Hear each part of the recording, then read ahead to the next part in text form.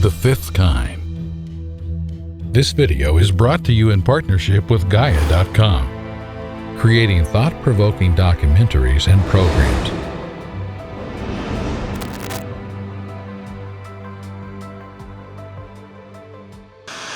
We should go boldly where man has not gone before. Fly by the comets, visit asteroids, visit the moon of Mars. There's a monolith there, a very unusual structure on this little potato-shaped object. When people find out about that, they're going to say, who put that there? Who put that there? Well, the universe. The now dubbed Phobos monolith is a large object on the surface of Mars' moon, Phobos. The giant structure stands 90 meters tall, only 3 meters less than that of the Statue of Liberty Monument in New York. First discovered by Efrain Palermo, who noticed the distinct shadow of the anomaly while analyzing images taken from the Mars Global Surveyor orbiter, launched in November 1996. This peculiar and solitary large rock was also confirmed by Lan Fleming, an imaging sub-contractor at NASA Johnson Space Center, also noting the possibility that the monolith is artificial in nature. The monolith that's on Phobos has been talked about for many, many years. I believe that the moon itself is actually artificial, and this structure potentially is artificial. It could have been a command center, a command post. It could have been a lookout overseeing the planet. It could have had many, many functional purposes, but I just don't believe it's a natural rock formation. There's a lot of evidence pointing to the fact that Phobos may not be a real moon, that it may be an actual artificial structure. First of all, the moon itself has been scanned, and it actually appears to be hollow. This is actual real data coming from the official space agencies. Now also, on top of that, the moon is actually losing its orbit. It's actually slightly degrading in orbit, which means it doesn't have enough mass to sustain itself, and that again tells you, it verifies the fact that it may be a hollow moon. Now when you look at very close images of this moon, or if you want to call it that, you can see these, what looks like weapons fire. It doesn't look like just random rocks were hitting it and you have little tiny pockets there. It looks like it was like when something just came across it and fired at it several times. And there's even octagonal and hexagonal anomalies on the surface of this thing, which if you were to maybe get a lot of that ancient dust off, there may be something you can see through there, or there may be some technology there as well. Phobos has always been this really interesting body in the solar system. It's supposedly a moon of Mars. It appears to really just be nothing more than an asteroid. But the interesting thing about it is, as far back as 1989, when it was first photographed by the Phobos 2 probe the Russians sent up, you can see this weird wire mesh kind of cross-hatching pattern on it, even in those early images. And now when we go with newer probes like Mars Reconnaissance Orbiter and Mars Global Surveyor, the ESA's Mars Express mission, they take photographs of Phobos, and we can now see in great detail that there are lines on this body running at 90-degree angles, and that's just not possible. If they're caused by boulders, I don't know how the boulders on Phobos run at 90-degree angles to each other. It's just a very, very weird phenomenon, but it fits with the idea that actually what's happening is that Phobos has this underlying sort of cross-hatching 90-degree mesh. And then there's that oddball photos from the Soviet space missions there in the late 80s, where they sent their own probe to Mars, which was also called Phobos, and it took a photo of this huge airship moving along right along Phobos. In fact, the airship itself was bigger than the moon. I think Phobos, given its orbit around Mars and its size, it's not an object that would be captured in the way a conventional moon would be captured by a planet. It's orbiting too close to Mars. And that would be indicative of some kind of artificial construction of Phobos, and that any space probes that try to get too close are simply blown out of the sky. Along with the mysterious monolith photographed on the Martian moon Phobos, a similar-looking structure can also be seen upon the surface of Mars. A photograph was taken by one of the Mars probes of something on Mars that appeared to be sticking straight up out of the sand.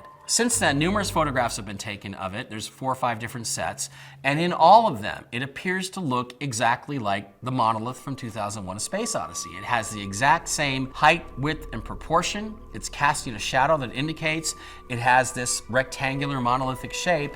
And to me, the weirdest part of it is when you look at it, there's sort of a raised mound around it that it's sitting in.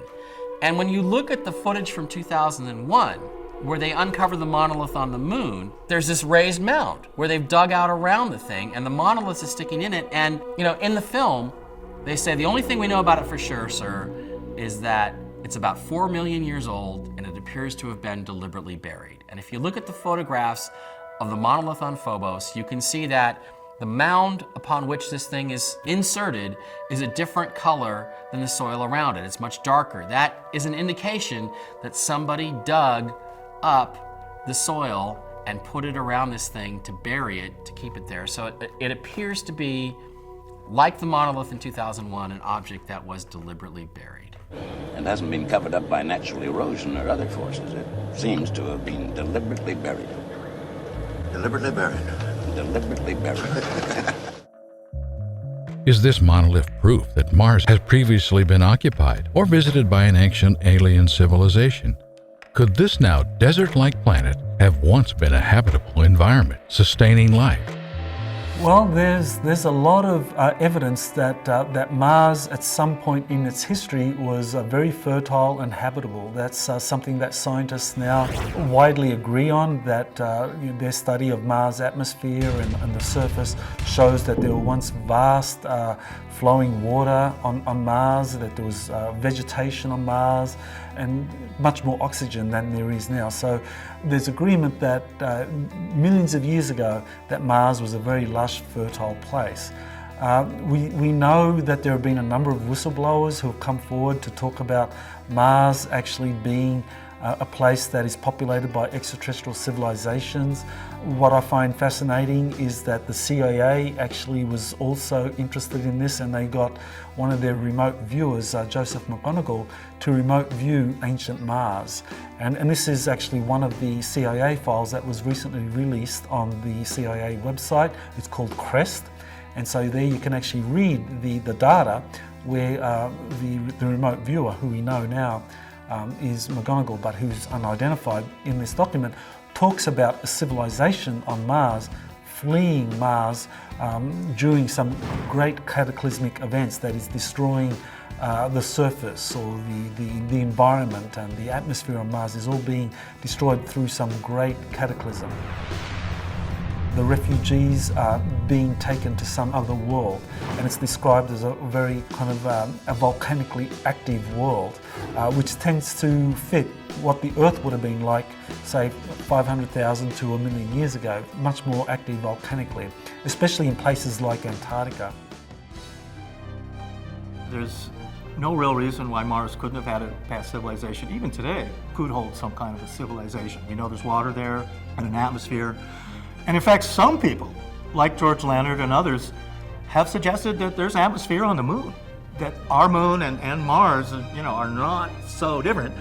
Both are desert planets in a sense, but though Mars has a lot more water. And they're now saying that the moon has water too. How incredible is that? So the idea that even that there's, I believe there is life on the moon, but that's going to be more of a high-tech, space-based type of thing. And probably what perhaps is on Mars too, but we may well find that there's some kind of strange underground world on Mars. And this is really what you're going to do in extreme environments, and what we do in Antarctica too. You don't have to go too far underneath a planet to find stable, cool areas that don't have large temperature fluctuations. And it's quite possible with explosive devices to create giant glass-lined caverns in anywhere you want one, just by detonating a nuclear device of some kind.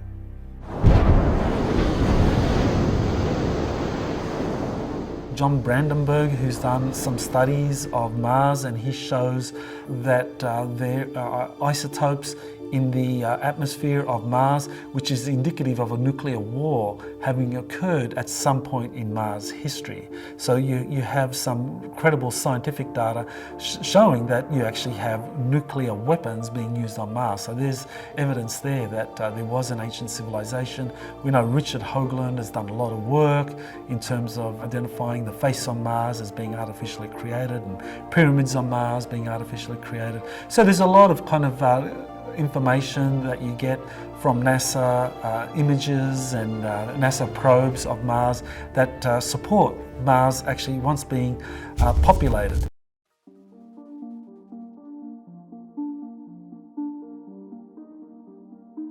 As well as attracting previous interest from Chinese, American, and Russian space agencies, Japan is planning a Mars Moon exploration mission known as MMX. The mission is scheduled for 2024, stating their intentions to extract samples from the moon Phobos and return them safely to Earth in the year 2029. Yet with all the interest surrounding Phobos and speculations of an artificially made monolith upon its surface, could the MMX mission have a more secretive agenda? Could something other than just rock samples be arriving back on Earth in 2029? Let us know your thoughts in the comments. Thanks for watching The Fifth Kind. We hope you enjoyed this production. You can watch more of the series Deep Space exclusively on Gaia.